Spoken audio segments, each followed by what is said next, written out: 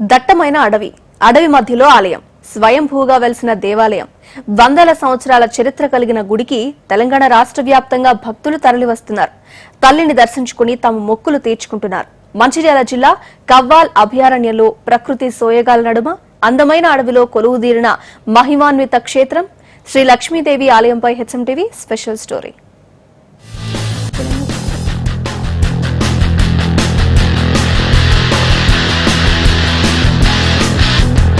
మంచిర్యాల జిల్లా జన్నార మండలం చింతగూడ గ్రామంలో 100 ఏళ్ల క్రితం స్వయంభూగా సప్త మాతృకలతో లక్ష్మీదేవి ఆలయం వెలిసింది.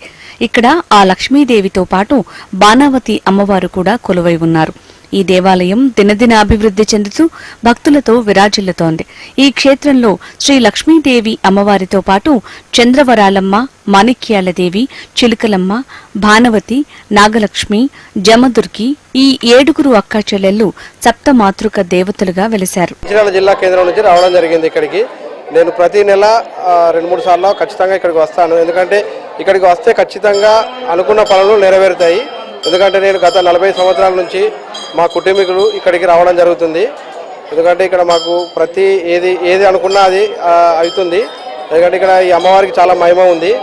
మేము మా కుటుంబ సభ్యులు అందరం ప్రతి సంవత్సరం ఒకసారి వచ్చి ఇక్కడ మొక్కులు చెల్లించుకుంటాము. ఈ ఆలయ ప్రాంగణంలో గద్దె పైన 7 రకాల చెట్లు అంటే 7 అమ్మవార్లకు గుర్తుగా 7 రకాల మొక్కలు ఒకే గద్దెపై మొలకెత్తాయని స్థల పురాణం చెప్తోంది. రాగి చెట్టు, వేప చెట్టు, జువ్వి చెట్టు, మర్రి చెట్టులతో పాటు మరో కొన్ని రకాల చెట్లు కలిసి ఒకే చెట్టుగా మహావృక్షంగా రూపాంతరం చెంది భక్తులకు కన్నుల పండువగా దర్శనమిస్తుంది. అయితే ఈ మహావృక్షం కిందే లక్ష్మీదేవి అమ్మవారు కొలువై ఉన్నారు. ఇక్కడ భక్తులు తమ కోరికలు కోరుకుని తల్లులను దర్శించుకుని వెళ్తే ఎంతటి కష్టమైనా తీరిపోతుందని భక్తుల నమ్మకం. ఈ అమ్మవారి మహిమలు తెలుసుకొని పక్క ఊర్లు కాకుండా, మండలాలు కాకుండా, జిల్లాలు కాకుండా రాష్ట్ర వ్యాప్తంగా కూడా ఈమె యొక్క మహిమలు వెలుగొందినాయి. అప్పటి నుండి ప్రతి దినం కూడా నిత్య పూజ కూడా నడుస్తుంది ఇక్కడ దేవాదాయ శాఖ నుంచి. కాబట్టి భక్తులు కూడా అత్యంత వైభవపేతంగా వస్తున్నారు. భక్తుల కోరికలు అంటే ముఖ్యంగా వీరికి సంతానం గురించి చాలా మంది రావడం జరుగుతుంది. వాళ్ళకు సంతానం అయిన తర్వాత ఊయలు కట్టడం కానీ లేకుంటే ఇంకొక రకంగా వాళ్ళ మొక్కులు ఏదో విధంగా వాళ్ళు మొక్కిన విధంగా వారి కోరికలు తీర్చినటువంటి అత్యంత మహిమాన్వితమైన తల్లి ఈ లక్ష్మీదేవి అమ్మవారు.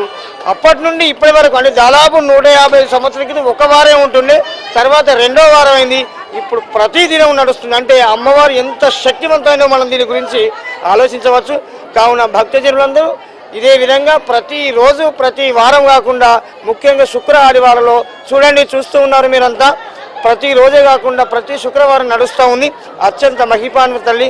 కాబట్టి ఈ తల్లి గురించి కోరిన కోరికలు తీర్చి భక్తుల పాలిట కొంగు బంగారమై అత్యంత మహిమాన్వితంగా నడుస్తూ ఉంది ఈ ఆలయం. కాబట్టి భక్తజనులందరూ మీ కార్యక్రమాలు మీ సంతోషాల కోసం కాకుండా మీ కోరికలు తీర్చుకోవడానికి అందరూ తప్పనిసరిగా ఆలయాన్ని దర్శించుకుని మీ కోరికలు తీర్చుకోవాల్సిందిగా తెలియజేస్తున్నాము. ఇంతటి మహిమగల ఈ అమ్మవార్ల దేవాలయానికి తరలివచ్చే భక్తులకు సౌకర్యాలు కల్పించడంలో దేవాదాయ శాఖ అధికారులు నిర్లక్ష్యం వహిస్తున్నారు. కనీసం మంచినీటి వసతి లేదని భక్తులు అంటున్నారు. బస చేయటానికి షెడ్లు, మరుగుదొడ్లు నిర్మించాలని కోరుతున్నారు. కానుకల రూపంలో ఆలయానికి ఎంతో ఆదాయం సమకూరుతున్న దేవాదాయ శాఖ అధికారులు ఆలయ అభివృద్ధిపై దృష్టి సారించడం లేదని స్థానికులు ఆరోపిస్తున్నారు. ఇంకా డెవలపింగ్ కావాలి ఇక్కడ. ఎందుకంటే భక్తులు ఎక్కడెక్కడి నుంచో వస్తున్నారు కనుక వేరే జిల్లాల నుంచి, ఈ జిల్లా కాకుండా పక్క జిల్లాల నుంచి, రాష్ట్రం నుంచి కూడా వస్తున్నారు భక్తులు కనుక ఖచ్చితంగా డెవలపింగ్ అనేది ఇంకా కావాలి. ఇకనైనా అధికారులు చొరవ తీసుకుని ఆలయ అభివృద్ధిపై దృష్టి సారించి తక్షణమే మంచినీటి సౌకర్యం కల్పించాలని డిమాండ్ చేస్తున్నారు.